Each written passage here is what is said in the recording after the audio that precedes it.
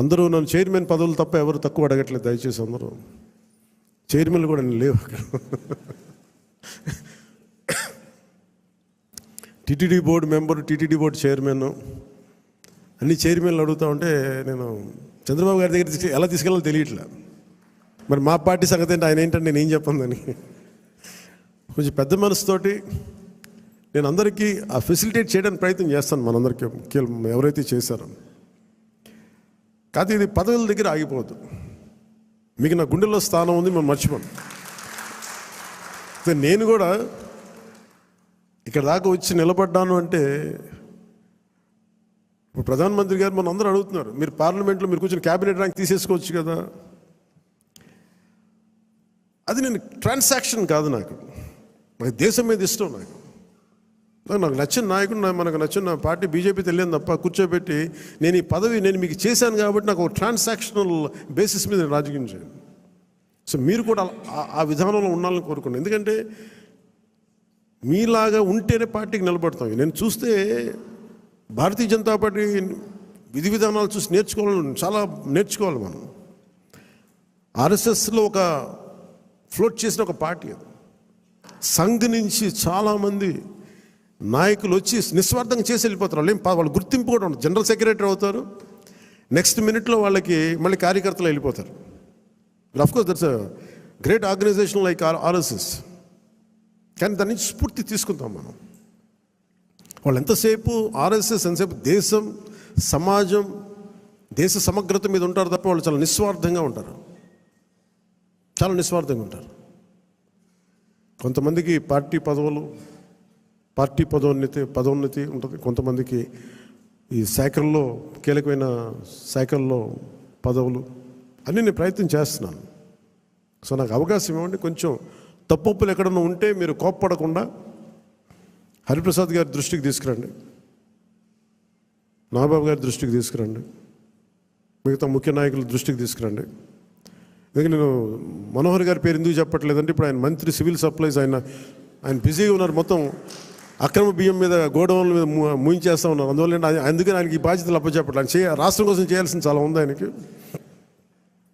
అందుకని మీరందరూ పెద్ద మనసుతో అర్థం చేసుకుంటారని ఒకే ఒక మాట చెప్పి ముగిస్తాను. నేను మీకు అండగా ఉండేవాడిని, నిలబడేవాడిని, మర్చిపోనివాడిని.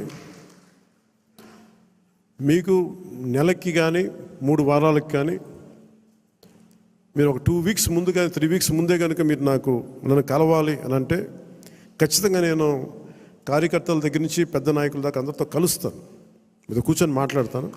కాదు నాకు ఇవ్వాల్సింది ఏంటంటే మీరు సడన్గా వచ్చేస్తేనేమో నాకున్న దాంట్లో అందరిని అడ్జస్ట్ చేయలేకపోతాను. మీరు కొంత ఎజెండాను కూడా ఫిక్స్ చేసుకురండి.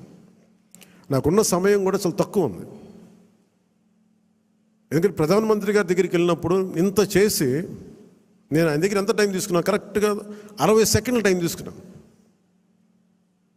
60 సెకండ్స్ అంతే, 60 seconds, less than a minute ఆయన కలిశాను. ఎందుకంటే ఆ స్థాయి అంత పని ఉన్న వ్యక్తులకి మనకు వాళ్ళకి ఇవ్వగలిగేదే మనం ఎక్కువ వాళ్ళ కాలాన్ని దుర్వినియోగం చేయకపోవడం.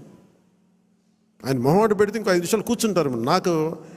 నాకు బాధ్యత ఉంది. అలాంటి వ్యక్తిని మనం ఎక్కువసేపు కూర్చోబెట్టకూడదని కరెక్ట్గా ఆయన ఒక 40-50 సెకండ్లు 60 సెకండ్లు అయిపోయి నేను బయలుదేరుతాను సార్, జస్ట్ ఒకసారి మేము కలిసి విష్ చేయడానికి వచ్చాను, అంతమించి చెప్పలా. సో అలాగే నన్ను దృష్టిలో పెట్టుకుని నాకు చాలా కీలకమైన బాధ్యతలు ఉన్నాయి. ఇంతమందిని కలవాలి నేను. అందుకని మీరందరినీ దృష్టిలో పెట్టుకొని ఏం మాట్లాడదలుచుకున్నారో, ఏమి కావాలో స్పష్టంగా చెప్పండి. మీరు నా కోసం పనిచేశాను, మీరు నన్ను గుర్తించండి. అలా కాకుండా మీరు మనస్ఫూర్తిగా మీ కోరిక చెప్పండి. నాకు ఇలాంటి పదవి కావాలని కోరుకున్నాను చెప్పండి నాకు. అది కమిటీకి ఇస్తాను నేను. ఆ కమిటీ కూడా కొన్ని నియమావళి పెట్టాను నేను. ఎలా చేశారు, ఏం చేశారు, పార్టీకి ఎంత చేశారు, కార్యకర్తలతో ఎలా మమేకమయ్యారు, ఇవన్నీ దృష్టిలో పెట్టుకొని వాళ్ళకి ఇవ్వాల్సిన గుర్తింపు ఆ బేరీ చేసుకుని ఇప్పించేస్తాను. కానీ మీరు ఒక స్టీవ్ జాబ్స్ గుర్తుపెట్టుకోండి, ఏదైనా కావాలంటే మీరు అడగాలి. అడిగితే నేనేం చెప్తానంటే నేను ఫస్ట్ నేను నో చెప్పను ఎవరికి. చాలామంది నా దగ్గరికి వచ్చి చైర్మన్స్ కావాలి, టీటీడీ చైర్మన్ కావాలని కనీసం ఒక 50 మంది అడిగారు ఇప్పటికి నన్ను. ఒకటే ఫస్ట్ సంతోషం. మా ఇంట్లో వాళ్ళు ఒకళ్ళు అడగలేదు, అందుకని ఆనందంగా అనిపిస్తుంది. అంటే గతంలో వైసీపీ వాళ్ళకి మనకు కూడా ఇంట్లో వాళ్ళు వచ్చేసి మొత్తం బంధువులు అందరూ పనిచేసుకుని అంటే భయం వేసింది. మా ఇంట్లో వాళ్ళు అడుగుతారు కానీ సంతోషంగా ఎవరు అడగల. అందుకని నాగబాబు గారి పేరు వచ్చింది, అందుకని అంటున్నాను ఈ మాట. రేపు మా నాగబాబు గారికి అలాంటి కోరికలు లేవు. ఆయన నిరాకారాన్ని ప్రార్థించే వ్యక్తి. ఎథీస్ట్ అని చెప్పను కానీ ఒక భగవంతుని విగ్రహారాధనని దాటి ఉండే వ్యక్తి, అసలు నిరాకారాన్ని పూజించే వ్యక్తి. అందుకని ఆయన పేరు ఎలా వచ్చిందని అనుకున్నాను. చాలా ప్రతిదీ కూడా మీరు అడగండి, నేను దానికి నో చెప్పను, నేను పరిశీలిస్తాను. ఒకవేళ ఇవ్వలేని పక్షంలో ఎందుకు ఇవ్వలేదో, ఏమి చేయగలమో నేను మనస్ఫూర్తిగా మీకు మనసిప్పి మన నాయకుల ద్వారా చెప్పిస్తాను. లేదంటే కొన్ని పరిస్థితులు నేనే చెప్తాను. అందుకని దీని పెద్ద మనసుతో మీరు అందరూ అర్థం చేసుకొని మీరు అడగడం అయితే మీరు అస్సలు మీరు ఇబ్బంది పడదు, మీరు అడగండి మనస్ఫూర్తిగా. జనసేన మిత్రులు పవన్ కళ్యాణ్ గారు 21 సీట్లు తీసుకొని 21 గెలిచాడు.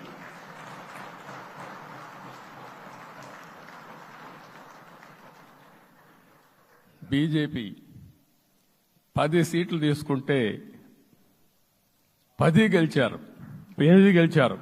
అంటే 10కి 8 గెలవడం అనేది ఒక చరిత్ర. ఆ 2 సీట్లు కూడా కొన్ని ప్రత్యేకమైన కారణాల వల్ల ఓడిపోయాం తప్ప ఇంకోటి కాదు.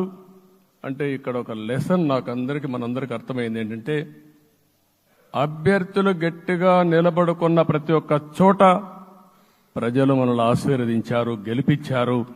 ఇదే ఈ యొక్క ఎన్నికల్లో మనందరం గుర్తుపెట్టుకోవాల్సిన ఒక ప్రత్యేకమైన విషయం.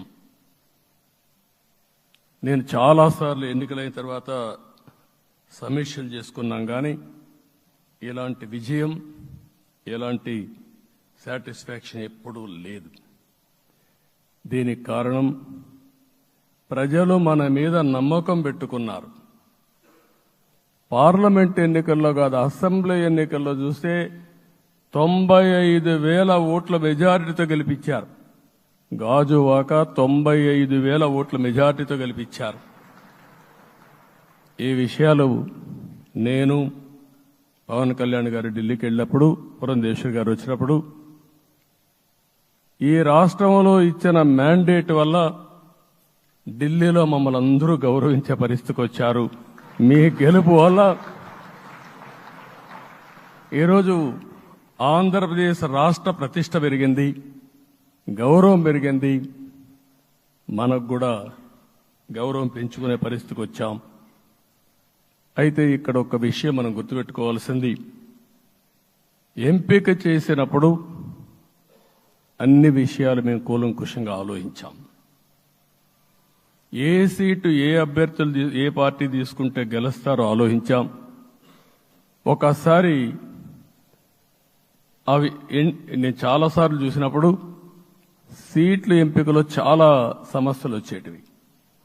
మొట్టమొదటిసారిగా మొన్న ఎంపికల్లో కూడా చిన్న చిన్న సమస్యలు తప్ప ఎక్కడ పెద్ద సమస్యలు రాలేదు. అంటే మేమందరం కూడా ఒకటి ఆలోచించాం, గెలిపే ధ్యేయంగా పనిచేయాలి. కాబట్టి ఏ సీట్లో ఎవరు సీట్ ఇస్తే వాళ్ళు గెలుస్తారో ఆ సీట్లే ఇచ్చాం.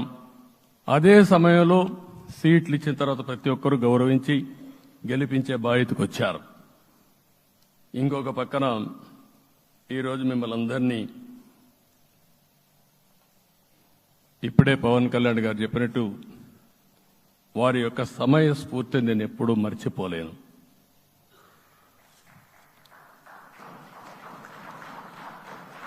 మొట్టమొదటిసారిగా నేను జైల్లో ఉన్నప్పుడు వచ్చాడు. వచ్చినప్పుడు నన్ను పరామర్శించాడు. బయట వచ్చి ఈ రాష్ట్రం అంత మునుపు చెప్పినా, అంత మునుపు అనేక సందర్భాల్లో ప్రభుత్వ వ్యతిరేక ఓటు చేయకూడదని చెప్పారు. కానీ నన్ను చూసి బయటికి వెళ్ళిన తర్వాత ఈరోజు తెలుగుదేశం జనసేన పొత్తు పెట్టుకుంటున్నామని చెప్పిన మొదటి వ్యక్తి పవన్ కళ్యాణ్ గారు. అప్పటికే బీజేపీతో పొత్తుంది.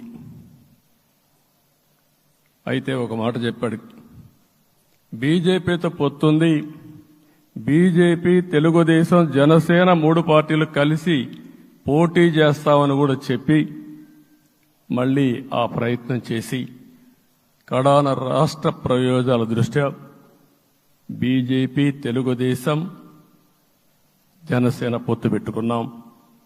మనస్ఫూర్తిగా ఆయన అభినందిస్తున్నా. ఆ రోజటి నుంచి ఎలాంటి పొరపక్షాలు లేకుండా కలిసి పనిచేశారు.